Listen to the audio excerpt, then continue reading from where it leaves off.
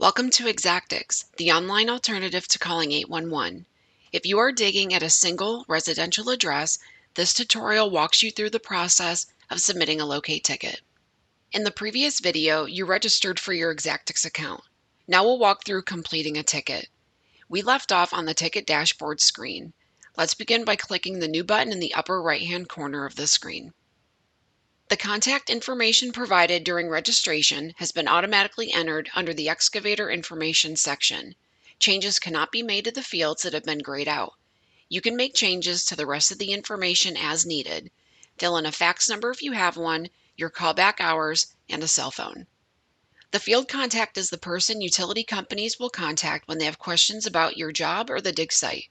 Your name, along with the phone number you registered with, are automatically entered. If you need utilities to contact someone else, enter a first and last name, select the contact method from the drop-down icon, and enter the required information. The working for field is for whom the work is being done. Enter your first and last name or type self. Please note, if you hired a contractor to do work on your property, they are responsible for getting their own locate tickets when working on your property. Enter the type of work you are doing, for example, installing a fence, replacing a mailbox, or stump grinding, etc. As you begin to enter the required fields, you'll notice there is a help section located on the right-hand side of the screen. It gives a detailed description of what is required for each field. Next is the date section. The first question regarding underwater defaults to no for homeowners. Now enter the date and time you plan to start working. By default, the Exactix system sets it at 2 full business days, not including the day you request the ticket. This is the legal time frame utilities have to respond to your ticket. You can change the date and time you plan to start working by clicking on the start date and using your mouse to select the date on the calendar. If you need to change the time, the option is below the calendar. You cannot enter a start date and time that is before the legal time frame. Before we move on to the next section, we will cover the remainder of the fields that are auto-completed in this section. The priority will be set to normal. The renewal date is the date the ticket must be renewed for it to not expire. The expiration date is the date the ticket will expire and no longer be valid. The due date indicates the date and time by law utilities have to respond to your request. The next section covers the work information. First, how deep are you digging? If you know how deep you are digging, enter the number in the first field and select the unit from the drop-down menu in the second field. Units are feet, inches, yards, centimeters, meters, and unknown. If the depth is unknown, place a 0 in the first field. Next, will you be using machinery? Yes or no is required. Default to yes if you are unsure. Is the area where you are digging going to be marked out with white paint? Yes, no, or unknown. Pre-marking your proposed dig site with white paint, flags, or chalk helps utility companies easily identify where you're proposing to dig. For trees, mailboxes, and other smaller installations, outline the area. If you're installing irrigation or a fence, mark the path of those items. How long will the work take? Enter a number in the first field and select days, hours, months, unknown weeks or years from the drop-down to indicate period of time.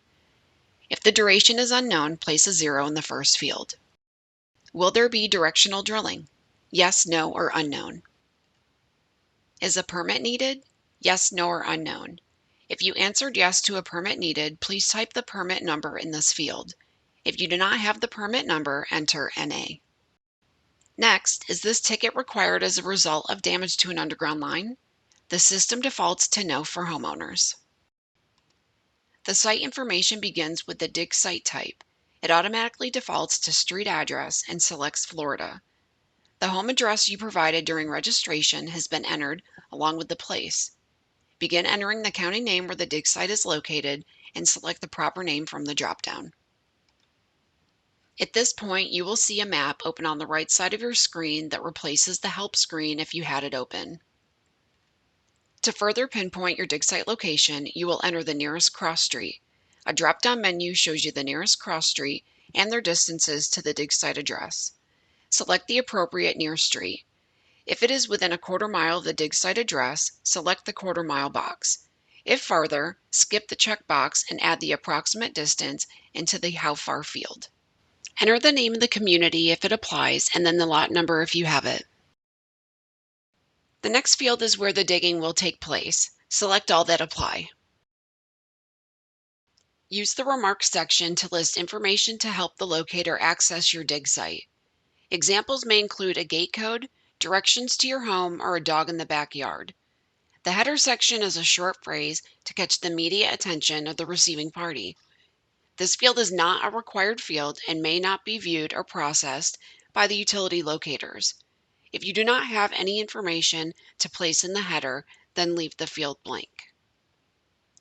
You're not quite ready to select complete yet. The map on the right should look like this, with a small area in blue. This is your dig site address. If your address was not found, scroll up to the street address field and verify that your information was entered correctly. New developments and those less than 2 years old may generate the address not found message.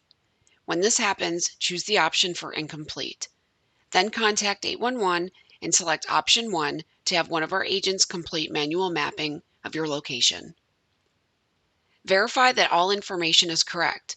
Then click complete at the top right-hand corner of the screen. If at any time before you complete your ticket you want to cancel the request, click on the Abort Discard button in the same location. After clicking complete, the affected service areas page will display. This page lists the member utilities we notify to respond to your ticket. If you want to review the ticket information again before sending your request, click the Back to Ticket button and you will be brought back to the main screen. Make revisions if necessary. When you are ready to submit your information, click Send Ticket. You are now given your ticket number and excavator ID. Save the ticket number and excavator ID in a safe place. If you provided an email address during ticket entry, a copy of the ticket will be emailed to that address. You have the option to create another locate request or close. Click Close and you will be taken to a screen displaying the locate ticket you entered. You can now log out of your Exactix account. But I have one more important point to share with you. Florida law requires you to confirm each utility's response to your ticket. This is a way for you to track the progress of the utility members and locators responding to your ticket. Sometimes a project can be cleared without a visit to the dig site. This important step can save you a lot of frustration waiting for marks that are not going to appear. To learn how to confirm utility responses, watch our View Responses tutorial. If you need additional help, please visit my.sunshine811.com and click Technical Support. You can also contact one of our ITE support representatives by calling 811 and selecting option 7 from the menu.